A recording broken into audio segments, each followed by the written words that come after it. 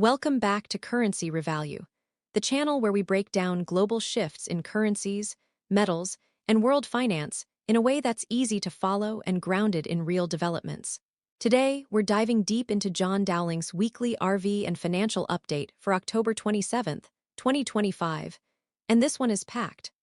From Iraq's monetary restructuring to an unfolding crisis in the silver market, and even major moves in the crypto world, this update connects the dots between global politics, market manipulation, and long-term transformation.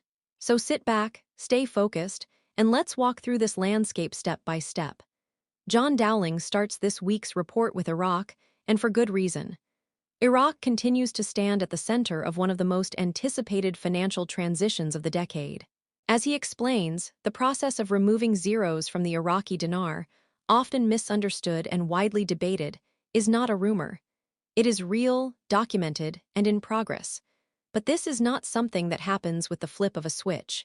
Dowling emphasizes that the redenomination process is a strategic, phased operation, designed to normalize Iraq's currency and gradually return it to a respectable, internationally recognizable valuation.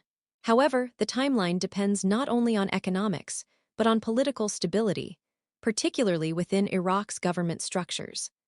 According to Dowling, one of the largest obstacles preventing Iraq from fully activating its currency reform is the presence of embedded Iranian proxy influence inside the Iraqi parliament, primarily concentrated in the Green Zone.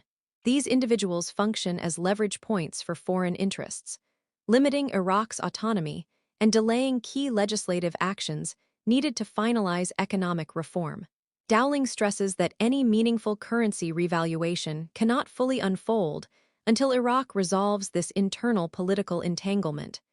He describes this as a strategic chess match, one requiring patience, precision, and decisive action. The message is clear. The economic reform is real, but the breakthrough depends on Iraq completing its house cleaning first. From the geopolitical arena, Dowling then shifts to precious metals, specifically silver, and here the tone becomes urgent. He explains that the global silver market is facing a severe physical shortage. The London Bullion Market Exchange, a major global metals clearinghouse, is reportedly short more than 150 million ounces of physical silver.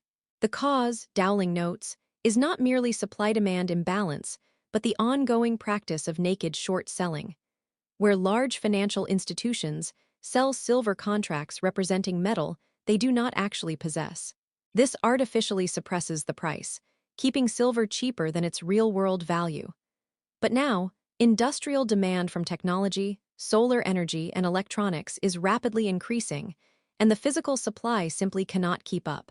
Dowling's message is clear. This situation is not sustainable. At some point, the market must correct, and when it does, the price of silver could revalue explosively, catching many off guard and rewarding those who accumulated before the squeeze. Moving to cryptocurrency, Dowling discusses the recent legal case involving the founder of Binance, who pled guilty to charges linked to enabling large-scale money laundering on the platform. At first glance, this appears to be a damaging development. But Dowling argues that this is actually a strategic clearing of obstacles that now opens the door for Binance to become fully compliant and potentially return stronger, particularly in the U.S. market. With regulatory barriers addressed, the stage is now set for what Dowling refers to as a Super Bull run in cryptocurrency. He suggests that once institutional investors feel safe entering crypto, thanks to newly enforced regulatory frameworks, the inflow of capital could be unprecedented, pushing digital assets into a new era of mainstream acceptance and value. Dowling then reviews the day's markets, noting that silver, gold, oil, and the US dollar index all saw modest gains, but also displayed volatility. This, he explains, is caused by traders taking profits and short sellers